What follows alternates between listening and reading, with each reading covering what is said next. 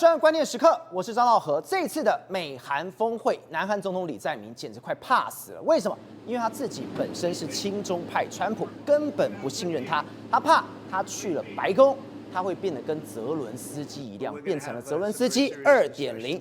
为了防止这一场噩梦来重演，他这一次就像我们以前过去翻开历史课本看到图一样，他根本就是一个去美国朝贡。他甚至祭出了大绝招，这大绝招是对川普灌下了史诗级的迷汤。什么叫做史诗级的迷汤？他甚至还答应了川普投资了5000亿美元之外，还带来了川普最爱的大礼物。什么礼物？你看到我们昨天特别跟大家讲说，他之前在去找川普之前，他特别送上一顶帽子，说让美国的造船业再次伟大之外，他现在还特别送了2顶川普最爱的标语，让美国再次伟大。而这次不一样是什么？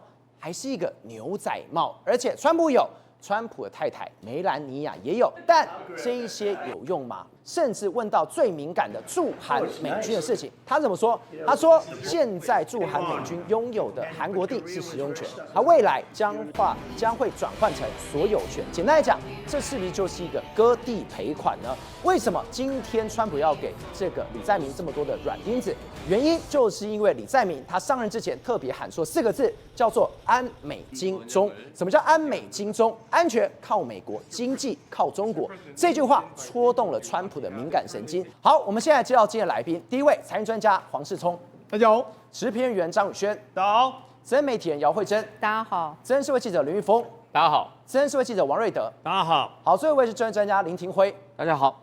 好，世聪，我们今天看到了，美韩会，我就觉得李在明也很厉害，韩国真的会搞一些无为不为的，你把这一次的跟川普的见面搞得跟拍韩剧一样，各种礼物、各种说法、各种的说帖，媒体怎么形容？他说李在明这次带了韩国的迷汤，对，这种史诗级的迷汤，没错，要去灌醉川普的，没错。为什么要灌醉川普呢？因为没办法，他们韩国，特别是他跟这个文在寅呢，之前得罪了川皇啊，川皇现在还对你们不信任，那怎么办呢？既然不信任，那我们又必须要靠向美国的时候，那我们就只有用最低的姿态。虽然说川皇还是跟你说，还是偶尔给你出个难题，包括说，我们驻韩美军的这个地方来说啊，你干脆割地赔款啊，这个地方都是我们的，我们在那边盖了很多堡垒啊，你要么就把土地割给我们。这一次李在明真的叫什么？有备而来。对，他的礼物，我以为送帽子已经很厉害。对，他还有分礼节的。是的，你看他先送了帽子，再送了船，是，甚至呢连高尔夫球杆也都送，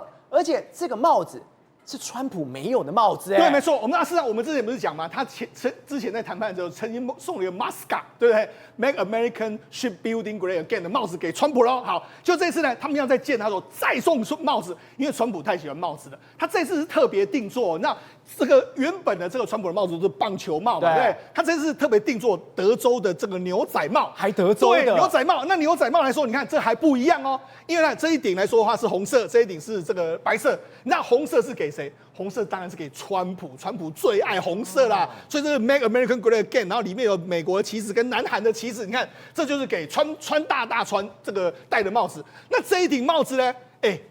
我们第一夫人，我们也不会怠慢，这一顶是送给第一夫人梅兰妮亚的，再送上一个什么龟甲船。那他送这个模型要干什么吗？我们现在不是要跟美国合作做这个所谓军舰啊，做这个船只啊？我们韩国准备用我们的所有力量帮你美国做这个所谓船只的这个工业，所以它就代表是这样。那除了这个之外，还送什么？这就我们讲到嘛，它的高尔夫球杆，它的高尔夫球杆特别定做了，上面还有川普的这个名字哦。就没想到，你看会谈的时候，我们看会谈，你看这个是李在明，这是川普。那你看川普，我们如果仔细看哦，川普其实是有点这个坐在那个地方，你看。做了有点弯腰驼背，你看李在明做成这样，正襟危坐，这个有点我们以前就是啊，你板凳坐1/3啊，然后这个抬头挺胸啊，就是面对长官的时候，长官听训你才会这样做嘛。你看他就有点很害怕，你看然后那么正经，那你看相对川普就在那边吊儿郎当这样哈，然后就这样李在明真的也太可怕了，当然他连后面的靠背也都不敢靠，正襟危坐。对啊，所以你就不敢讲什么嘛。好，那他们聊什么？聊了什么韩国这个半岛的这个和平啊。啦、美军同盟啦，然后还说了这贸易议题啊。只是这个川普就说什么啊，北韩金正恩领导人是相当的不错啊。然后我说我要出席这个南韩 APEC 的时候，可能会去跟金正恩见面啊。你有没有搞错？今天是我来白宫，我带了这么多礼物，是你在大家面前称赞金正恩，所以我就跟你说嘛，他就对李在明或者对文在寅就不爽嘛，他故意称赞金正恩给你下马威嘛。好，那除了这个下马威之外，他还说什么啊？谈到北韩问题上，川普就说，在我遇到了南韩很多领导人，你知道换得很快。你看，他是要在亏。你看，他是说我2017年上任的时候，那到时候我遇过2个，一个是这个文在寅啊，吴景惠，然后文在寅啊，然后我上任的之前的话是尹锡悦，现在又换成是这个你啦，这个换得真的很快，太尴尬了吧？对啊，你看，他是毫不客气修理李在明，但是李在明也只能够。是的，总统。世聪，你看哦，李在明进来的时候，你就知道他的表情神情多紧张。是，他看到川普的时候，川普甚至还跟他讲说：“看那边呐，对啦，那边有媒体的镜头啦，是，不要忘记了。”他到底多害怕？他等于是当时已经紧张到完全可能不知道自己该怎么办的一个状况。好，那你看这个他们一开始在会谈的时候，李在明就说什么？听说你刚刚重新装潢椭圆形办公室啊，这看起来的话，这个辉煌美丽啊，不只是造船业，制造业也会在复兴。韩国希望参与其中。你看他在讲你这个办公室很漂亮的时候，他还这样说。那我们刚才讲嘛，全程1/3做了这个，非常的局促，非常紧张。好，那后来他们就说他们在正式会谈之前来说，就要签名嘛。这个李在明要签到，就签到说，我李在明到白宫就此一游啊。那当时川普就在旁边，你看。川普就盯着他的笔，你看，然后后来就拿起他的笔，你这个笔没败这个 this your pen is nice pen， 那可以让我用吗？你还会想要带回去吗？然后你看李在明马上就大统领，随便你要拿走拿走，那他你这样子问我怎么敢说不要？当然是给你了。然后川普沾沾自喜，他拿起来，哇，这个笔真漂亮。好，赵宏，你看，这其实也是韩国故意的。为什么？因为韩国知道这个川普喜欢用钢笔，你知道每一次他签名的时候都是，你如果去看过他签法案，他签法案前面都一大堆钢笔，然后会拿这个钢笔来签他的名字。他喜欢用钢笔，那这个李在明是故意秀这个笔出来，这个笔呢就是他们特别打造的。他们特别打造这里面来说有太阳这个太极旗，还有凤凰的图案，然后这个纹路，你看这支笔其实蛮粗的哦。他其实是蛮符合川普的，所以他其实是要故意给川普的，他知道川普会喜欢，做了这么多的局，所以呢，他们做了很多局。好，那为什么李在明会这么紧张呢？赵文上在即将要见面的前夕，你说如果你是川普，你好歹也说，我现在很期待跟这个李在明见面啊，我希望是一个很好的会谈，对不对？应该这样，对不对？没有，川普打你脸了，他说什么？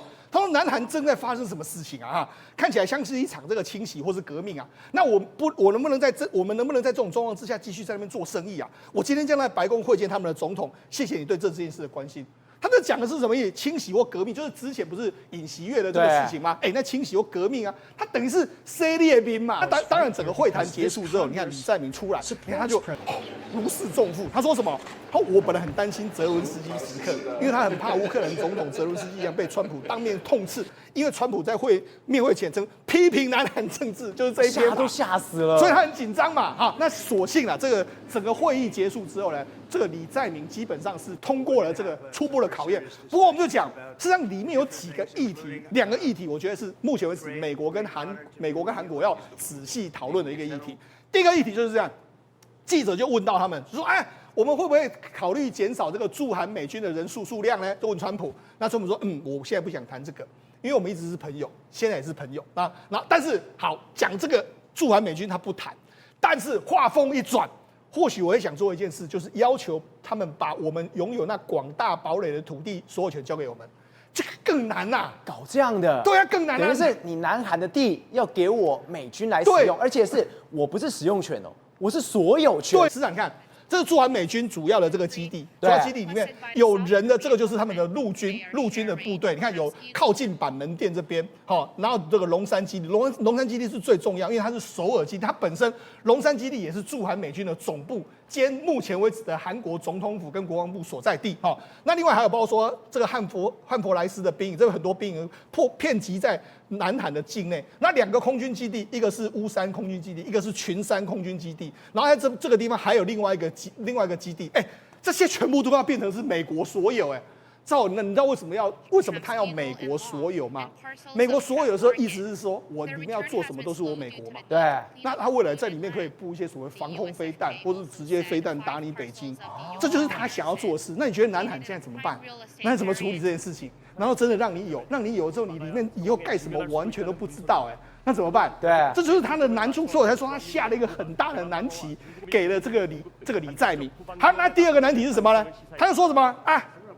他就当着李在明的面说日本是我们伟大的盟友，然后我有点难让你们两个达成共识啊，因为你们还在想着慰安妇，对吧？慰安妇那你们他们只想慰安妇，我以为这个问题在过去10几年已经解决了。那日本已经要往前进啊，那韩国非常执着，你明白吗？他公然点名李在明，你们就是一直在弄这个慰安妇这件事情，他直接公然挑动日韩的对，没错。所以为什么这次李在明会先去访问日本？对，就是这样。因为事实上你要跟美国打交道的时候，你一定要跟日本交好，因为美日是整个美国在亚洲最重要的关系。你跟日本闹翻，那是美国是绝对不会。你看，日本是我们伟大的盟友啊，川普就直接讲得非常清楚，所以他才会先去见这个石破茂。那另外就是现在他开始要投资嘛，投资一大堆。你看，包括说像天然气还有关键矿物的合作，对不对？然后包括核能领域的这个合作，然后这个亚马逊跟他们的韩国的什么水力核电，然后斗山能源弄个所谓的小型核电 SMR 的这个状况，对，他现在要为美国的 SMR 小型核电在发展，然后听说他们还准备要买这个波音公司103架的下一代飞机，价值362亿，然后跟 GE 签了这个137亿的发动机的购买还有维修合约。你看，买，核能买合作，然后天然气还有液化天然气还有关键的矿物，然后还有航空领域，这样买，什么连车子对也都在合作。对，所以呢，市场你看这样买，好，那我就讲为什么李在明要花那么大力气？因为很简单，因为他必须要承担文在寅的后果。我跟他讲，为什么韩国跟美国的关系会闹僵，就是因为文在寅的关系。我们看文在寅他在2018年上台，他第一件事也是去访问川普。对，可是呢，川普对他的这个意见其实是相当有意见。为什么？因为在他上任的时候，他搞砸了一件事。赵总，你知道吗？当时美国呢要在南韩的这个乐天这个高尔夫球场里面来说，他要盖所谓的萨德系统。对，那盖萨德系统的时候，其实当时文在寅就表示反对，那时候在野党是文在寅，执政党是朴槿惠。文在寅上台之后，他为了要改善跟中国关系，他到北京访问的时候，他说了3不，什么3不呢？不考虑追加萨德系统，不参加美国反弹系统的立场不变，所以等于是打脸川普啊！我们美国要在那边部署川普，他还要再进一步的部署的时候，我不要，所以呢，川普就很不爽。然后再加上什么？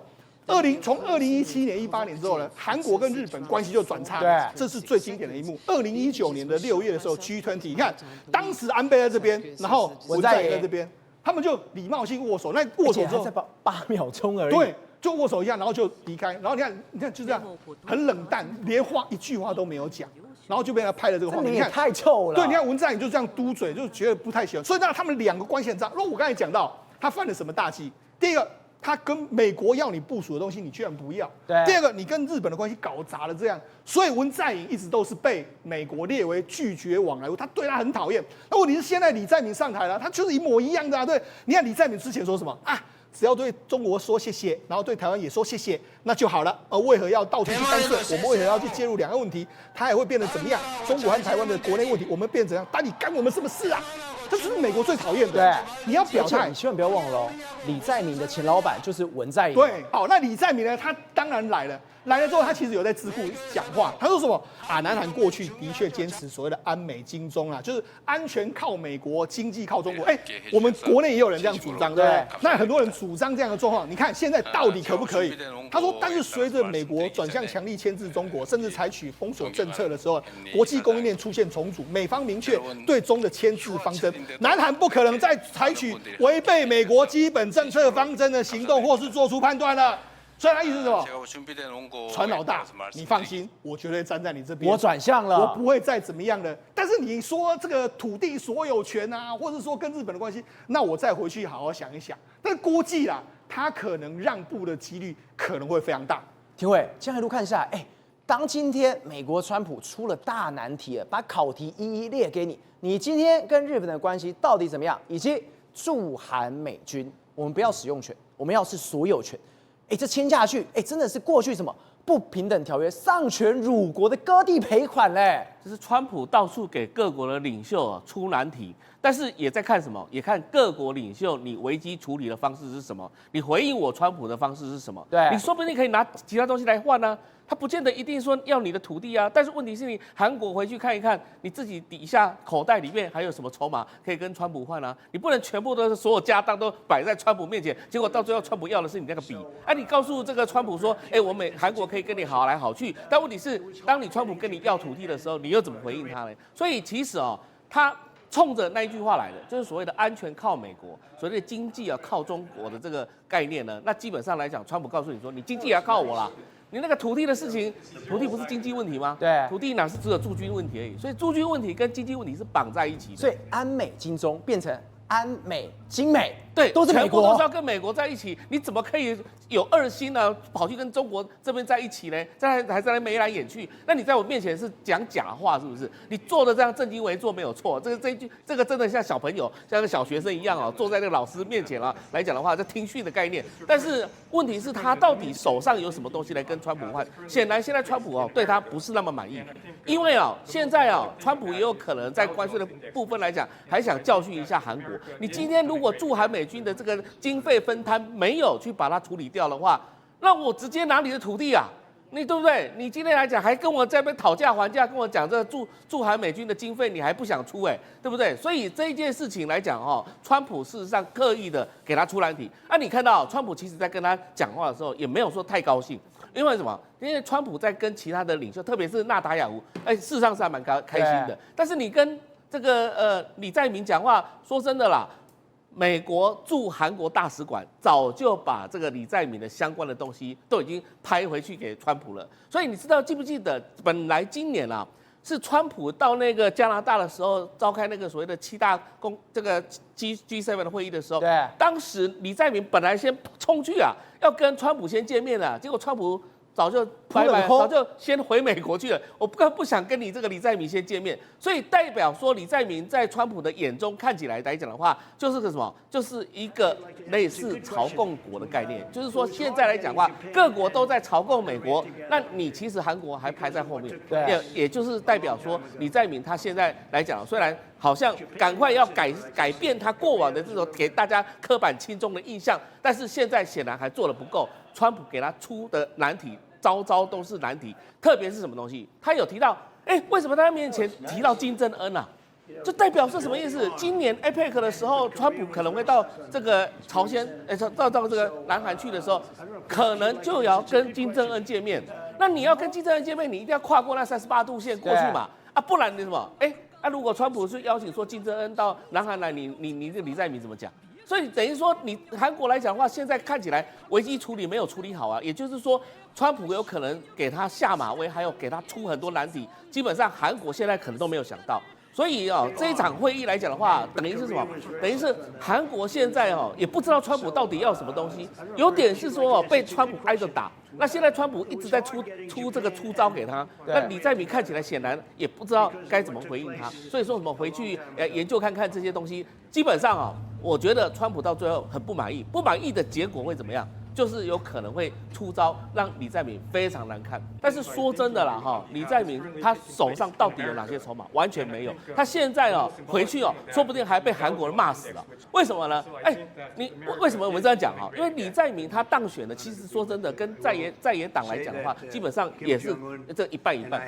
其实他并没有所谓过半数去当选，所以在内部来讲他的争议还很大。对，而且还被川普洗脸，不是说也不晓得说到底你们韩国总统都换来换去，对不对？所以李在明他敢跟像其他人像吗？你看他泽伦吗？我在讲泽伦斯基至少在现场也一样，泽伦斯基坐那个位置，对不对？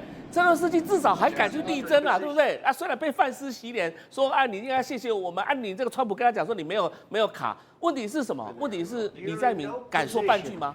他不敢说半句到川普面前来讲的话，完全没有了。完全不敢跟川普呛，你跟川普讲你跟川普讲说这个台海的事不关你的事你敢讲看所以什么事情呢？其实李在明他现在已经缩进去了，缩小。为什么会缩小？因为自己没办法去处理这个美中对抗的事情。他现在知道说整个世界是站在美国这边，所以呢，他嘴巴讲的跟他身体做的完全是两回事。对。那现在让大家呈现出来，你就是什么一个没有用的男人，也就是说没有用的男人，什么意思呢？就是说你今天来讲，你在韩国内部你讲那么大声。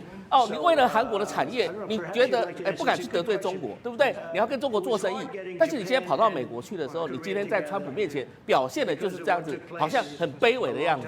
那为什么你不敢直接跟川普呛下来？所以整体来看的话，韩国是被美国这样子掐着脖子拉着走。那现在来讲的话，我比较担心的就是他们的三星产业，因为三星产业以前跟中国的关系啊，你知道为什么川普一直在要那个所谓的美军土地吗？就是乐天的问题，因为之前乐天就是在文在寅的时候，你文在寅是亲中，但是乐天呢，美国我就是给你强势要去部署，但是你乐天在中国的产业那生意全部被这个所谓的这个制裁，对不对？但是呢，你韩国敢说任何一句话吗？你竟然后面还讲缩小那个规模之类的，竟然还讲出这种话，所以呢，今天川普直接给你下马威，不管怎么样，反正你土地我要了，我要怎么随便做，我要部署萨德，我要部署什么东西，甚至我要把协助台海的相关的战士的战备储粮全部都丢到你那里去，你看你怎么样？所以真的这个李在明到最后来讲，只能乖乖听话了。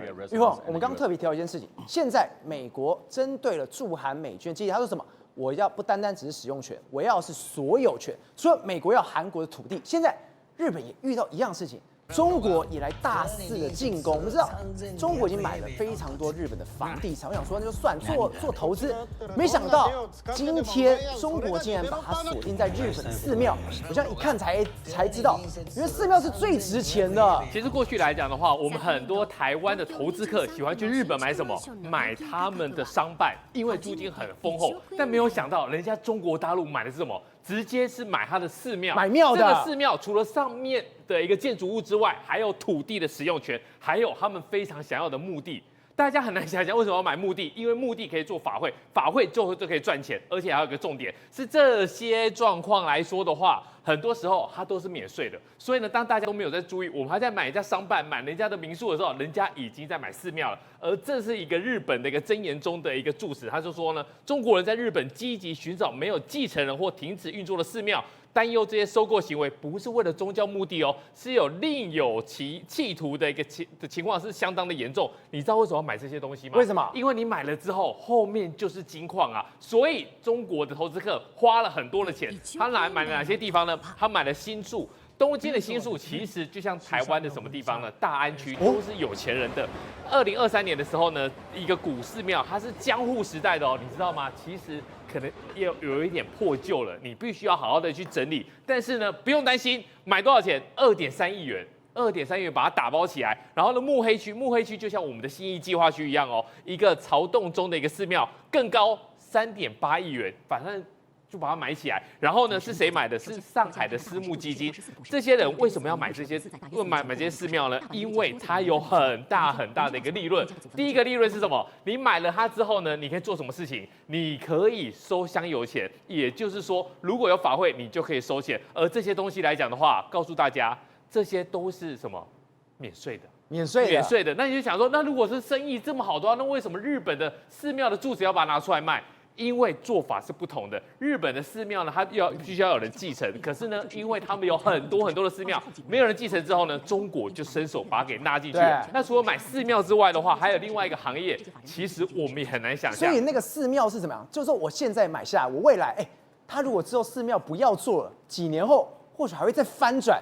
可以去盖房子吗？很有机会。好，那另外来讲的话，就是什么？他们会进军他们的火葬场。我们很难想象，火葬场在台湾，我们都是觉得什么？大概就是第一殡仪馆、第二殡仪馆吧，都是公营的。可是你知道吗？这是哪里？这是日本的都厅。都厅里面有23区，东京的市中心23区里面有几个火葬场？大概有9个火葬场。结果呢，只有2个是公营的火葬场，另外7个都是民营的哦。而民营的这间公司，大家应该都有印象，是博善堂。博善堂其实我们应该都有经过它的一些广告。然后呢，他们用一个方式呢，慢慢把它给吃下来。那吃下来之后呢，你知道吗？这间火葬场现在。你看到的，其实它后面的股权已经是中国人的，而且中国人他很厉害哦，他是做什么呢？他是从这些东西来讲的话，他一个一个去买。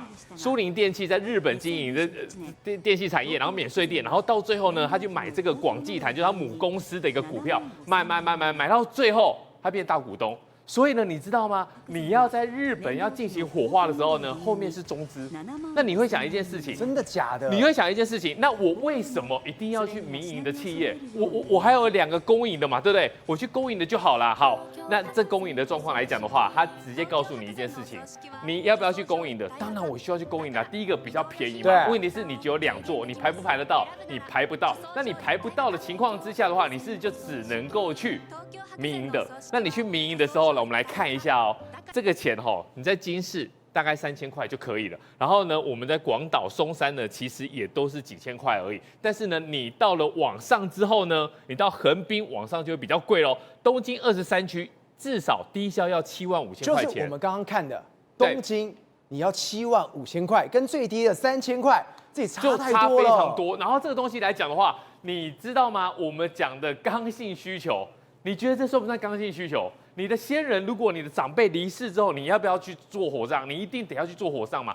但是呢，你知道吗？这个我们为什么讲75000块是低消？它只是一个最简单的一个报价。那你要火葬的时候，你需要什么？你知道吗？顶级的火葬75000嘛，对不对？你还有1.22万日元的火葬燃料费。你会觉得不对啊，我这火葬不就是要烧吗？但是呢，它是把它分开来计算的哦，火葬的燃料费，然后呢加起来就是9万块钱。但是呢，你在做火葬的时候，你亲戚朋友跟台湾一样，你是不是要到那个地方去观礼？对，你到那个地方观礼，还要有一个休息室的使用费是3万日元。然后呢，我们刚才讲到一个重点的是，如果这么贵，我们一定要使用这种顶级星级的吗？不一定嘛，对不对？可是公营的你就是排不到，那你排不到之后呢，你就只好去民营的排。那你去民营了之后呢，这种刚性需求你根本没有办法根本没有办法讲价钱。所以呢，当中国的商人把这个东西给掌握住之后呢，价钱谁说了算？中国人，就他说了算。吓死！日本人的后事现在完全都被中国人掌握了。对，你从寺庙的生死，然后到火葬场都是这种情况。宏观取材，厘清真相，犀利精准，深入剖析，时刻掌握关键，新闻时事不漏接。老时段，新气象，我是钟浩和，关键时刻2.0全新出击。